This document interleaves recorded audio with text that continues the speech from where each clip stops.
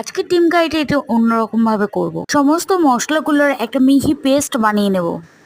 আর তারপরে কড়াইতে সর্ষে তেল নিয়ে জিরা ফোড়ন দিয়ে দেবো। জিরাটা ভাজা হয়ে গেলে মশলাগুলো দিয়ে দেবো। মশলাগুলো 2 মিনিটের জন্য ভেজে নেওয়ার পরই নুন, হলুদ, চিনি দিয়ে ভালো করে কষিয়ে নেব।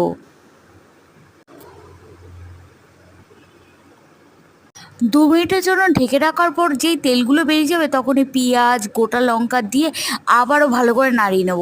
এবার গরম জল দেওয়ার পরই ভালো করে নাড়িয়ে 2 মিনিটের জন্য আবারও ঢেকে রেখে দেবো, যাতে ভালো করে মশলাগুলো একবারে মিশে যায়। আর তারপরে এক এক করে 4টে ডিমগুলো কাঁচা অবস্থায় পোস্ট হিসেবে দিয়ে দেবো।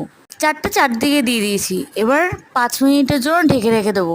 যেহেতু কাঁচা ডিম দেওয়া হয়েছে সেহেতু বেশি ঘাটাঘাটি করবো না, তাই 5 মিনিট পরই তুলে নেব। এদিকে পেঁয়াজগুলো ভালো করে সিদ্ধ হয়ে গেছে। আর গরম গরম ভাতের সাথে এই ডিম পোস্ট কারি